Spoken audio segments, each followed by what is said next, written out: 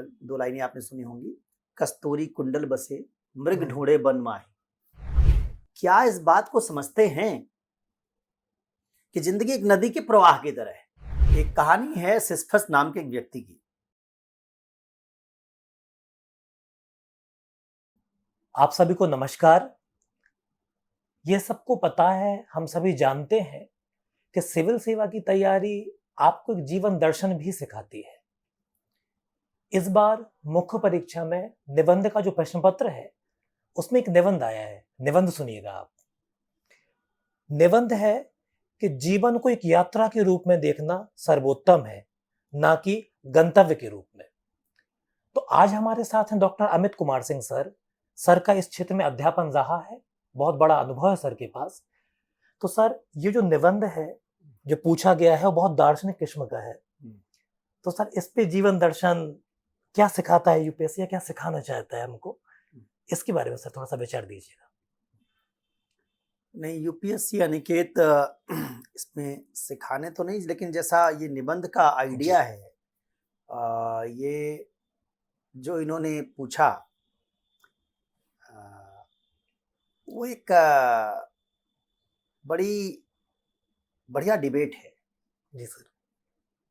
और डिबेट ये है ना कि हम में से बहुत सारे लोग जिंदगी में हमेशा कुछ ढूंढते रहते हैं। उनको लगता है कि कोई ऐसी चीज है जो एक दिन हासिल कर लेंगे तो हमारी जिंदगी सफल हो जाएगी। वो एक दो लाइनें आपने सुनी होंगी, कस्तूरी कुंडल बसे मृग ढूंढे वन माही। कि एक हिरन है, उसके कुंडल में नाभि में कस्तूरी बसती है, लेकिन वो पूरे जंगल में उसको ढूंढ रहा होता है, खुशबू कहां से आ रही है।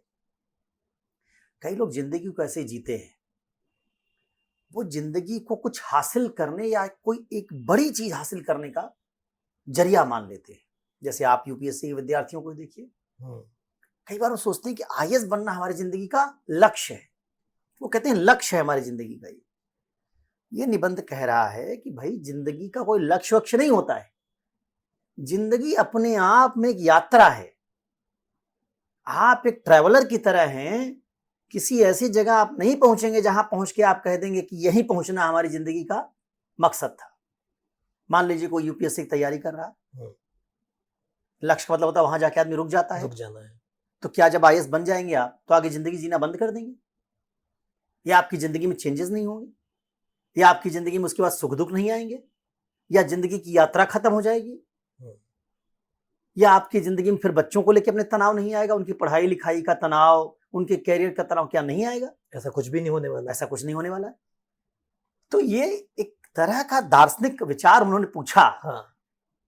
भाई, आप क्या इस बात को समझते हैं कि जिंदगी एक नदी के प्रवाह की तरह है। जैसे अब नदी बह रही है, नदी बह रही तो हमेशा बहती आ रही, आगे बहती रहेगी। वैसे जीवन एक प्रवाह है, इसमें कई पड़ाव तो आएंगे। जैसे यमुना नदी बह रही है, दिल्ली उसका एक पड़ाव है, आगरा उसका दूसरा पड़ाव है, हरियाणा में कहीं से आ रही उसका एक पड़ाव है, यमुनोत्री उसका एक पड़ाव है या शुरुआत है। वैसे हमारी जिंदगी कई पड़ावों से तो गुजरेगी, लेकिन कोई पड़ाव उसमें गंतव्य या लक्ष्य जैसा नहीं, अंतिम नहीं होगा, अंतिम नहीं। और इसको लेके ना एक अस्तित्ववादी दर्शन है, उसकी एक कहानी मैंने अभी पीडब्ल्यू के निबंध की चर्चा में सुनाई भी। सर, हम भी सुनना चाहेंगे। मैं आपके श्रोताओं के लिए भी मैं उसको दोहरा देता हूं। बिल्कुल। एक कहानी है सिसिफस नाम के एक व्यक्ति की। सिसिफस नाम का एक आदमी है, उसको पता चलता है कि भाई जैसे भारत में यमराज मौत का देवता है, वैसे उसको पता चलता है, ग्रीक माइथोलॉजी की कहानी है कि एक मौत का देवता है, वो आता है, लोगों की जान लेके जाता है। सिसिफस ने प्लानिंग बनाई कि मौत का देवता आए तो उसको धर दबोचते हैं और जाने ही नहीं देंगे। अपनी प्लानिंग के तहत उसने मौत के देवता जब वो किसी की जान लेने आए तो उनको किडनैप कर लिया और किडनैप करके उनको ले जाके पाताल में छुपा दिया। अब सबकी मौत होनी बंद हो गई, पूरे देवलोक में हड़कंप मच गया कि जिनका जिनका टाइम पूरा हो गया कोई मर ही नहीं रहा। तो लोगों ने पता किया भाई क्यों नहीं हो रहा ऐसा, क्यों नहीं लोग मर रहे हैं? पता चला मौत का देवता ही गायब है। थोड़ी खोजबीन हुई तो पता चला कि सिसफस नाम के आदमी ने मौत के देवता को पाताल में कहीं कैद करके बेड़ियों में जकड़ के रखा हुआ है। सारे देवता आए, मौत के देवता को छुड़ाया। सिसफस से समझना चाहा क्यों बांध दिया भाई, तो उसने अपना सोचा कि एक लक्ष्य बताया कि हम चाहते थे हमारी जिंदगी कभी खत्म ही ना हो। तो एक सिसफस नाम के आदमी ने ये आइडिया बनाया कि जिंदगी ऐसी हो जो कभी खत्म ना हो, मरे ही ना कभी मरे ही ना आदमी। तो उसने एक लक्ष्य बना लिया कि जीवन चलता रहे। तो उस कहानी में है कि फिर देवताओं ने उसको शाप दिया और कहा कि तुम कभी मरोगे तो नहीं, अमर रहोगे, लेकिन तुम्हारी जिंदगी का कोई मकसद, गंतव्य, लक्ष्य नहीं रह जाएगा। तुम पूरी जिंदगी की यात्रा की तरह ही जियोगे। क्या शाप दिया? कहा कि एक पहाड़ी पे तुमको चोटी तक एक पत्थर पहुंचाना है, लेकिन जितना पत्थर तुम दिन में पहुंचाओगे, शाम में उतना नीचे आ जाएगा। अब तब से उस सांप के हिसाब से सिसफस पहाड़ी पर पत्थर चढ़ाने में लगा हुआ है। जितना रोज चढ़ाता है उतना नीचे आ जाता है, कभी चढ़ेगा ही नहीं। कभी वो अंतिम जगह कोई ऐसी योजना जो उसकी है कि पहाड़ी पर पत्थर पहुंचा दें, कभी पूरी नहीं हो पाएगी। तो ऐसे ही उस कहानी से अस्तित्ववादी दार्शनिक कहना चाहते हैं, वो अस्तित्ववादी दार्शनिक उस कहानी का इस्तेमाल करते हैं कि जीवन निरर्थक है। आप उसमें कोई एक मीनिंग भरने की कोशिश करेंगे, हाईएस्ट बनना ही जीवन का लक्ष्य है, पैसा कमाना ही जीवन का लक्ष्य है। मान लिया आपने बहुत पैसा कमा लिया, अब बहुत बड़े आदमी, एक दिन कैंसर हो गया किसी को, बहुत ऐसी असाध्य बीमारी हो गई, तो क्या आप मानेंगे कि पैसा चूंकि कमा ही चुके अब मर जाए, अब क्या करेंगे जी के? क्या ऐसा कोई सोचता है? वो तो अपनी बीमारी को ठीक करना चाहता है। इसका आप जीवन बढ़ाना चाहते, तो फिर पैसा कमाना आपके जीवन का लक्ष्य कहां था?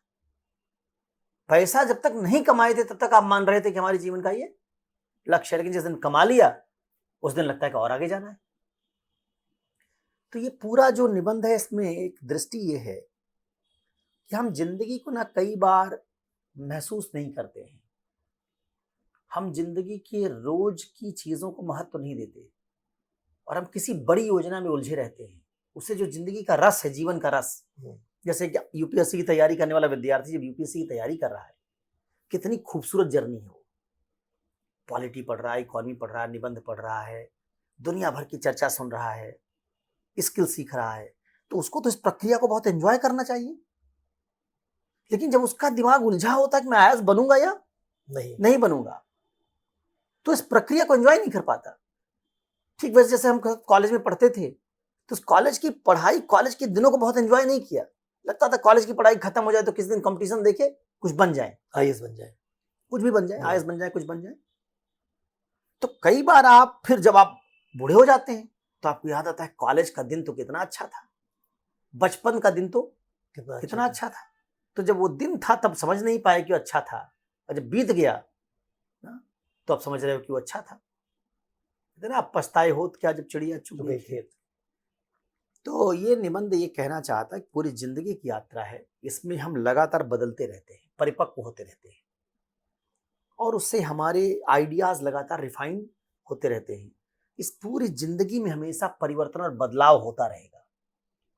कोई आखिरी चीज कभी आप अचीव नहीं कर पाएंगे, और हमारी जिंदगी किसी एक बात को अचीव करने के लिए बनी भी नहीं है। ये अनुभवों की समग्रता है, रिश्ते नाते भी इसमें हैं, सुख भी है, दुख भी है, अचीवमेंट भी है, फेल्योर भी है, सब मिला के ये पूरी जिंदगी बनती है। किसी एक बात से जिंदगी नहीं बनती। तो इसमें जो निबंध लिखेगा विद्यार्थी, उसमें वो तो खैर कहानी वानी तो अलग बात है, लेकिन वो तमाम आयाम से इसको साबित करेगा, तमाम बातों को लिखेगा और दिखाएगा इसको कि चाहे हम किसी तरह की जीवन की आइडिया को ले लें, हर जीवन का आइडिया वो ऐसे बहुत सारी विविधताओं से भरा हुआ है, और इसलिए उन विविधताओं को महसूस करना, उनको जीना, इस पूरी यात्रा को एक प्रवाह के तौर पर लेना, यही बात आखिरी है।